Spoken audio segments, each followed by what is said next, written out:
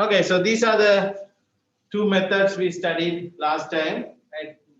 The Euler method, explicit Euler method, and implicit Euler method, right? So these are methods which you study to find the approximation of the solution of a differential equation, especially an initial value problem, right, at a certain point. Right? So let us start with an example, right? So let us say this equation.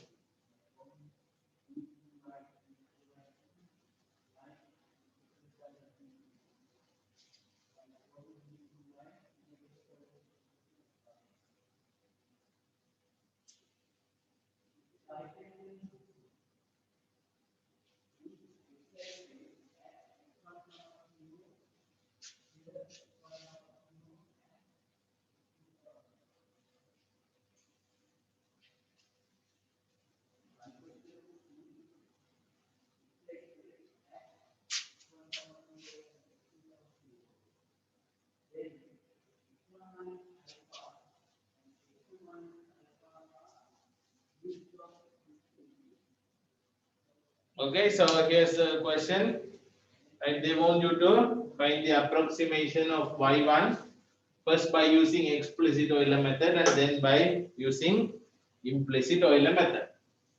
So you know that initial value is 0, h is 0 0.1, 0 0.5, so x naught is 0, x1 is going to be 0 0.5, and x2 is equal to 1.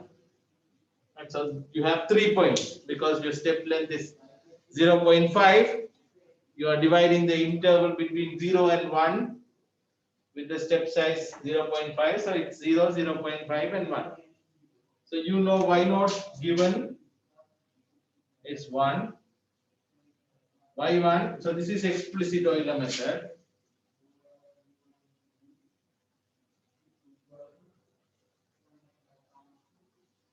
Right, so this is explicit Euler method. So we will try to find it.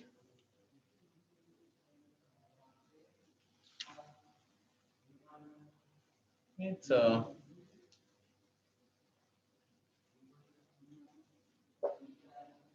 x y1 is equal to y naught plus h times f of this.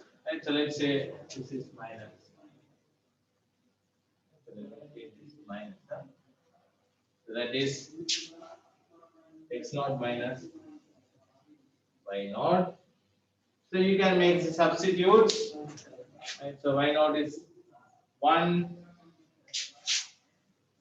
minus 0 0.5 into x naught is 0 minus y naught is 1, so it's minus 1.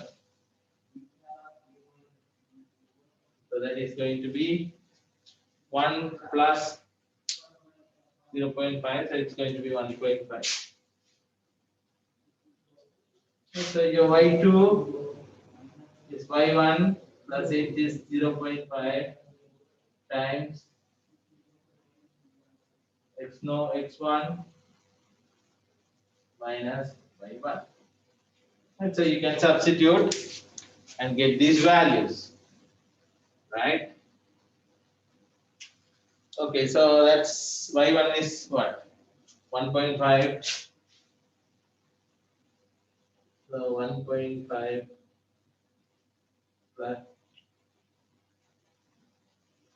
0.5 into x1 is 0.5 minus y1 is 1.5, so minus 1.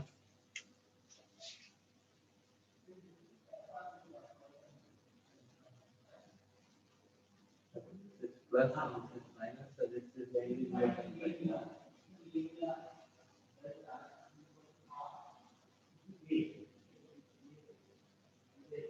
This is 0.5 into 0.5 into x1 is 0.5 minus y1 is 0.5, that's going to be 0. Okay, you can take this. Right. So if you want to find implicit Euler method, right? If you want to find the using implicit Euler method, then obviously you know x naught is 0, so your y naught is 1, that is given, right? So you know x1 is 0.5, and you want to find y1. So implicit Euler method, y1 is equal to y naught plus h times f of x1 comma y1, so that is x1 minus y1.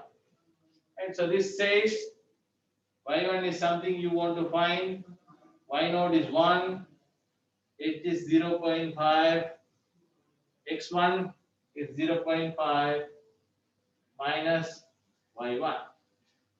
So if you move the y1 to the other side, you will get 1.5 y1, right? 0.5 minus y1 moves to the other side is equal to 1.25. So y1 is equal to what? 1.25 over 1.5.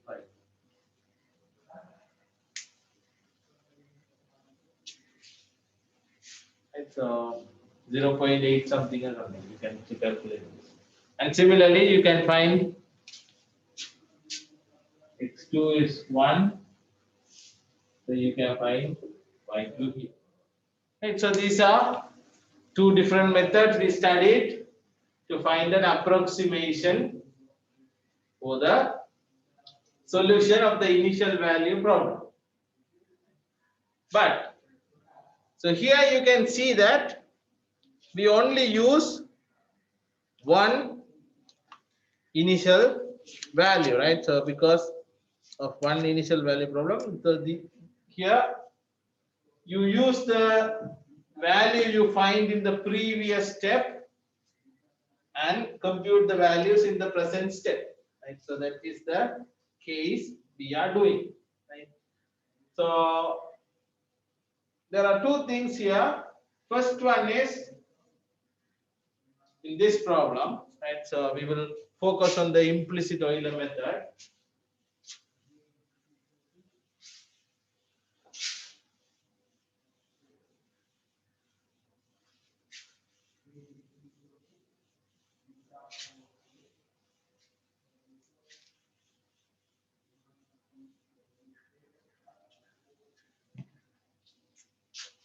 I'll write it as a remark.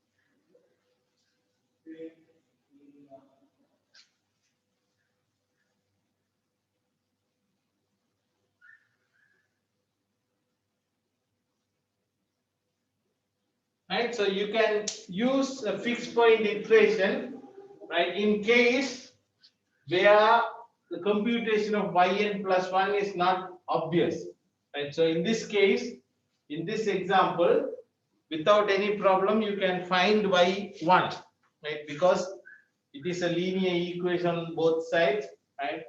So both sides you have only y, so you can solve it and get y, right? But in general it is not like that, because if I put a function something like e to the power of cosine 2y, then on the right hand side you will have e to the power cosine 2y1, on the left hand side you will have y1. So finding y1 may not be easy. So in general numerical computations, what they do is at every step they will try to use a fixed point iteration, right? Fixed point iteration you studied in your second year numerical analysis, right? So they will use a fixed point iteration at each step to compute this value, right? But because we studied about fixed point iteration in the second year, we will skip that kind of exercise here. So we will stick with just the numerical method, right? So the implicit numerical method only we are studying, right? But generally in general computations, to solve an implicit Euler method, they may use fixed point iteration also within each step of computation. Another thing is, so here in all both the methods, you are given y0 and you find y1. Then you are given, you get y1 and then you find y2. Y2 leads to y3, like that. So you are going one step at a time, right? So y0 from y0 to y1, y1 to y2, right? So basically from x0 to x1 you compute, x1 to x2 you compute. So these are basically one step methods, right? So you have one step and then you go to the other step. And so that is how these methods are defined. But you can always increase the number of steps, right? So you can have 2 step, 3 step, 5 step, any number of step methods. So we will combine all of them, all those categories, and define all of them under one category, right, known as linear multi-step method. So let me define what do we mean by a linear multi-step method. And then we'll do all the analysis based on those linear multi-step methods, and all of them will work for the Euler method as well. Right. So this section is called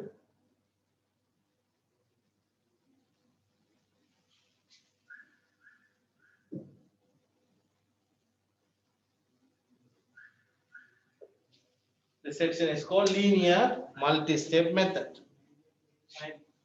So we define a linear multi-step method as follows.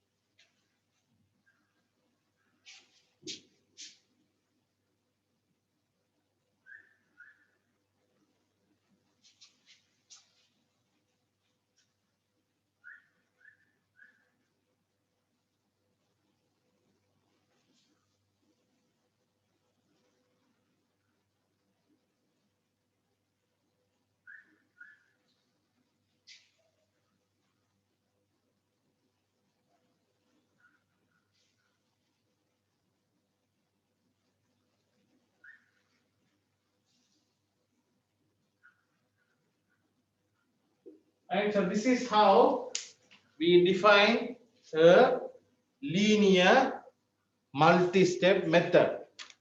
Right, so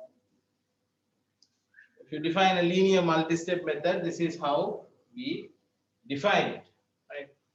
So here, in addition to that, right,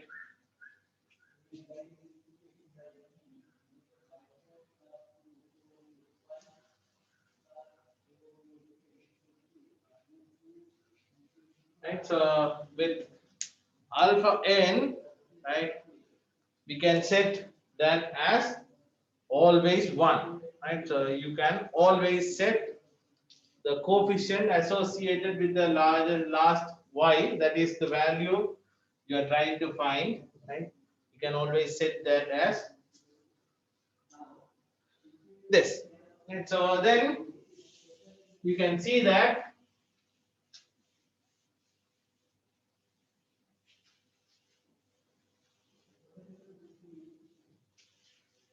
so this is a more generalized form of a numerical method which you will use to compute the approximation of the function. Right? So here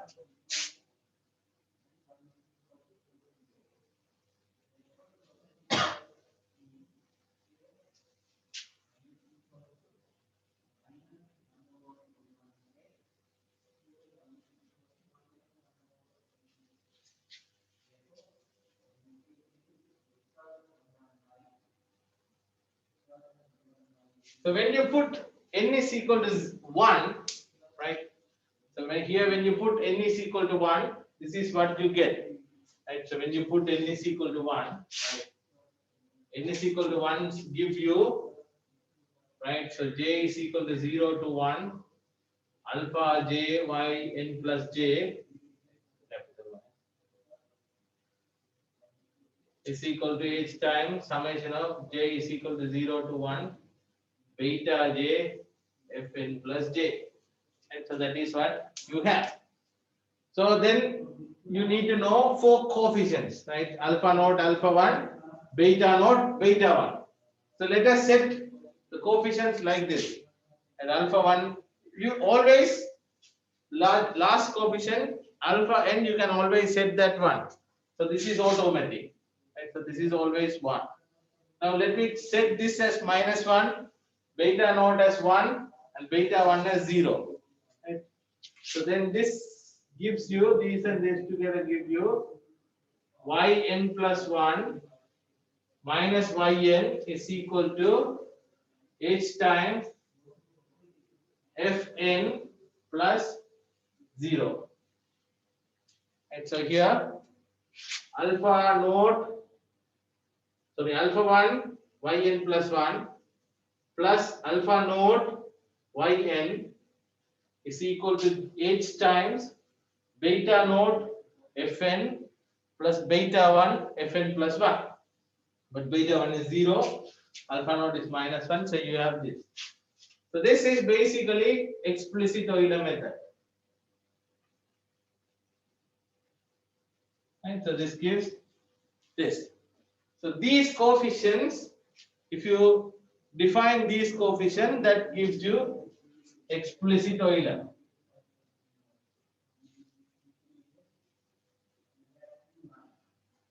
So this gives explicit Euler method. Similarly, right, so this is one example. Second one again, you set capital N1. So alpha 1 is always 1. Alpha naught again you set -1. Right. This time you set beta naught 0 and set beta 1 as 1. Then what you get is yn plus 1 minus yn is equal to h times 0 plus fn plus 1. So you can see that this is now implicit Euler method, right? So this is implicit Euler method.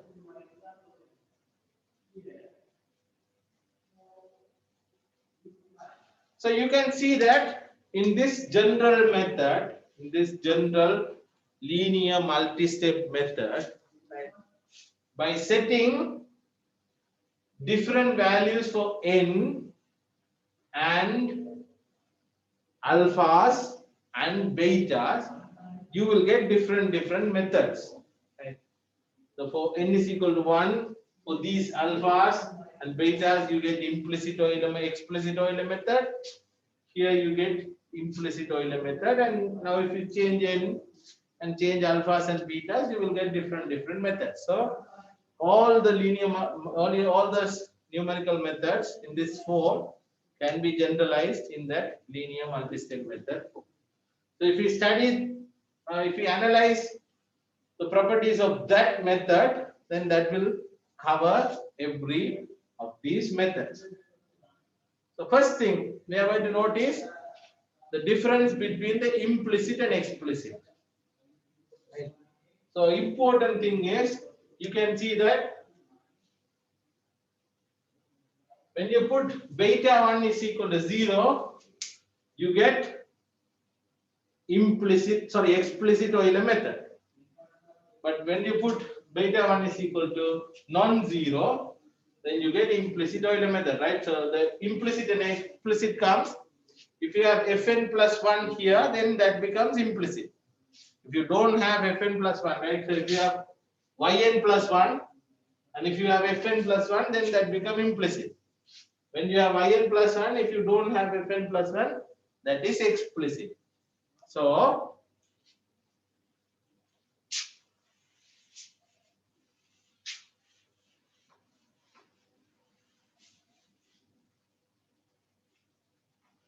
if I change capital N to K, then it is called as K-step method.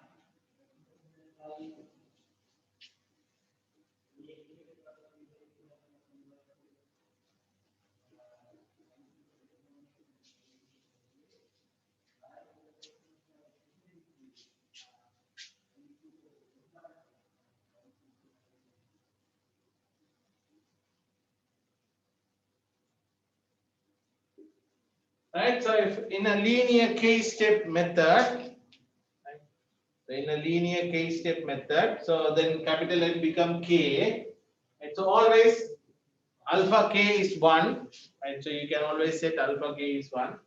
Also another thing is alpha node and beta node cannot be 0 at the same time, right? One of them can be 0, but both of them cannot be 0. So that is why I wrote absolute value of alpha node plus absolute value of beta node cannot be 0 at the same time, right? So either one of them can be 0, but not both of them. And if beta k is 0, then the method becomes explicit method. And so like this. Otherwise, right, it is not necessarily 1. Otherwise, if it is not 0, then the method become implicit. So these are the characteristics of a linear multi-step method, right? The basic definition of a linear multi-step method, and this is how you get implicit and explicit method, right? So if beta k is not 0, then it is implicit. If it is 0, then it is explicit. Right?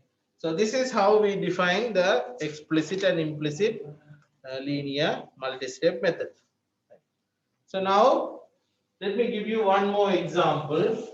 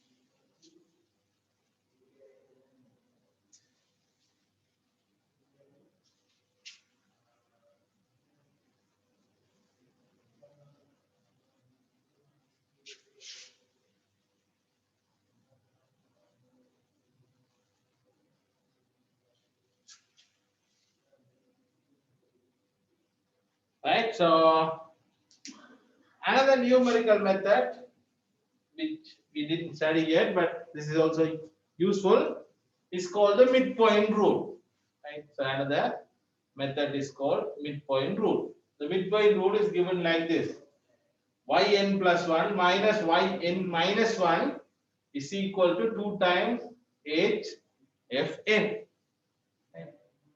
So first they ask you to find what are the alpha j's and beta j's here. So because here there is a little transformation you have to do, because if you look at the Euler method and everything, you have yn plus 1, n plus 2 and things like that. Here also, when you put 0, you get yn plus 1, yn plus 2, yn plus 3, yn plus k. That is what you are going to get. But unfortunately for you, here you have yn minus 1. So you have to transform everything to start with yn. So if you change n minus 1 to n, then you know n become n plus 1 and n plus 1 become n plus 2. So that is the first thing we will do. And so I can transfer this like this.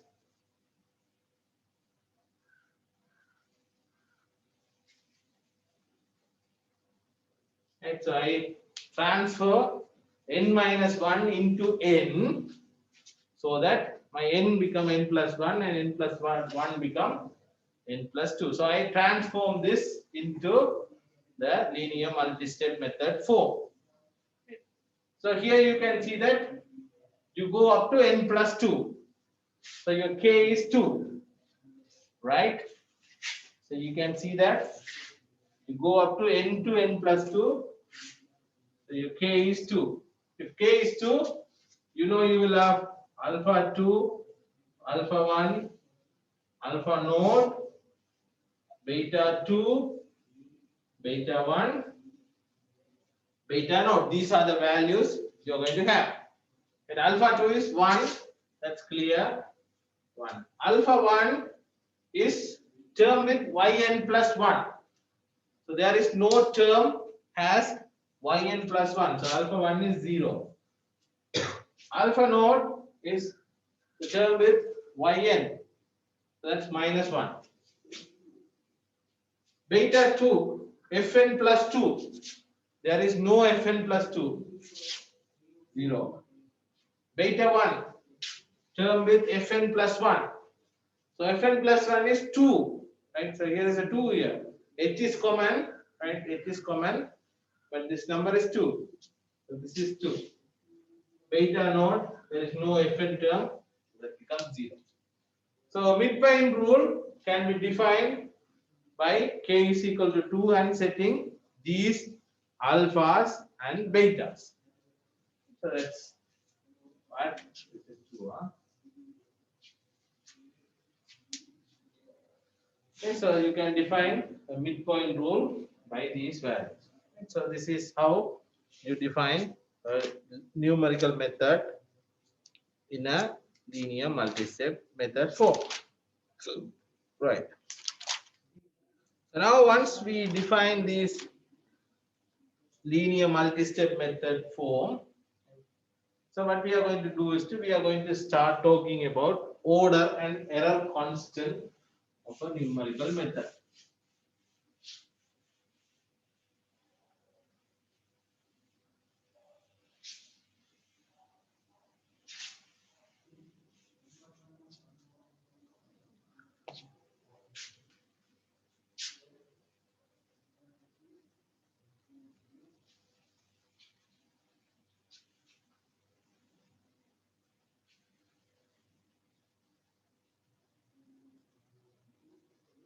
And so order and error constant of the method.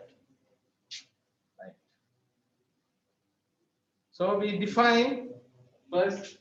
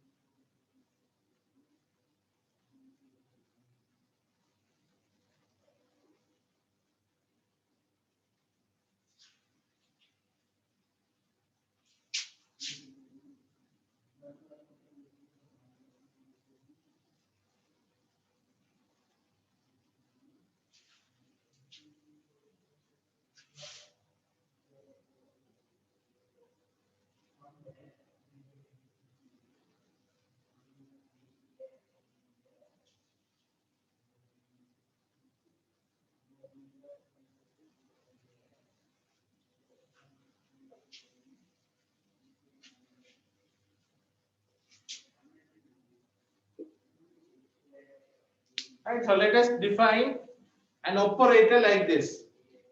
Capital L, which is an operator in terms of y at xn and the step size 8, right?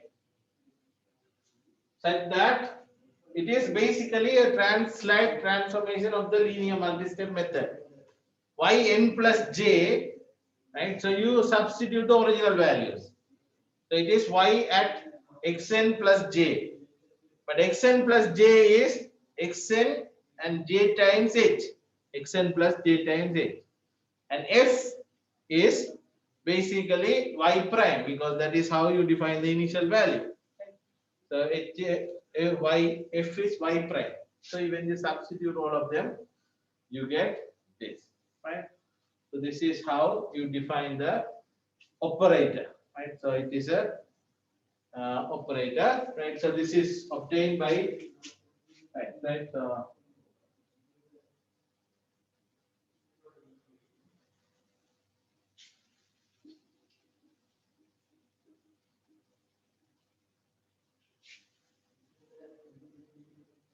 Okay, so let this be defined.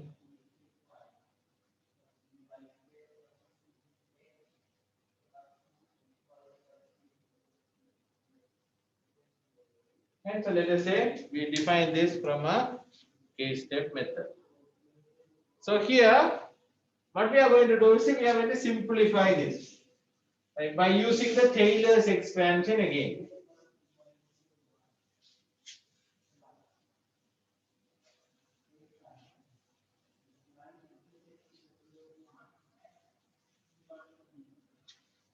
Okay. But before doing that, let us define what do we mean by order of the method, right? So order.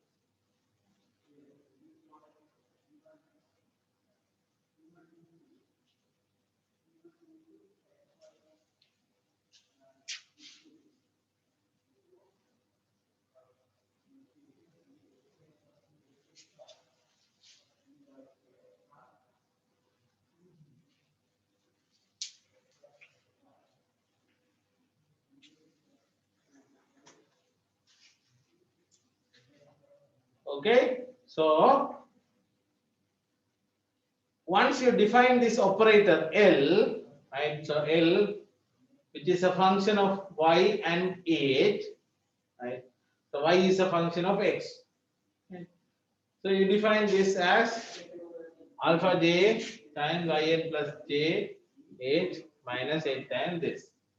In this operator, when you substitute x to the power r in place of y, right? So when you substitute x to the power of r in place of y and compute, right? So if you get that equal to 0 for the first p powers, at 0th power, 1 power, 2 power, 3 power, and all the way up to p powers, you get 0. and then on the p plus first power you get non-zero. Right? So you compute all, you evaluate L for all the powers of x, and you assume that you get 0 for all powers up to p, and at p plus 1 you get non-zero.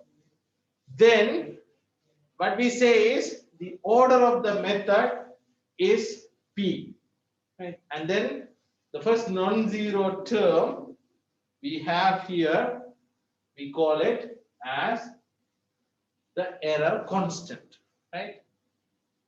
So we will try to see how we can establish this, right? So this is the definition of order and error constant, right? So if when you substitute x to the power r, and you get 0, 0, 0 up to p power, and then you get non-zero term at the p plus first power, then you say order is p and the non-zero term is error constant. But you know that for a very high order problem, a very high step problem, right, substituting this and computing again and again and again is a very difficult process, because you have to find the derivative of x to the power p, x to the power r, and all of them, and then substitute and calculate, and you have to do a lot of things. So we want to have a different mechanism or an equivalent condition to do this, right? So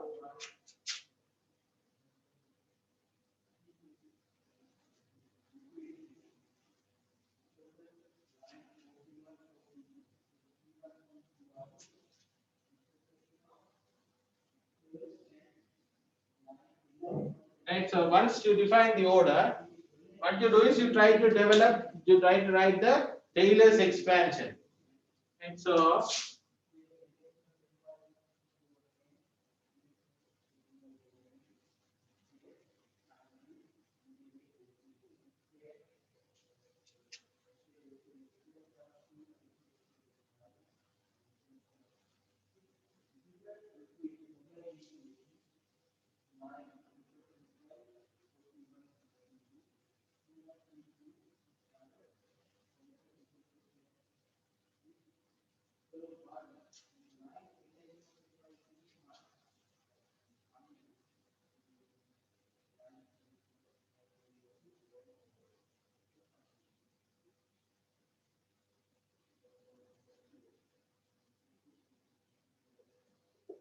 right, first thing is you write the Taylor's expansion of yxn plus h j, right? So when you write the Taylor's expansion of yxn plus jh, that is yxn plus jh times y prime plus jh squared over y2 prime and all the way up to jh q power of this over q factorial into this, right? But similarly,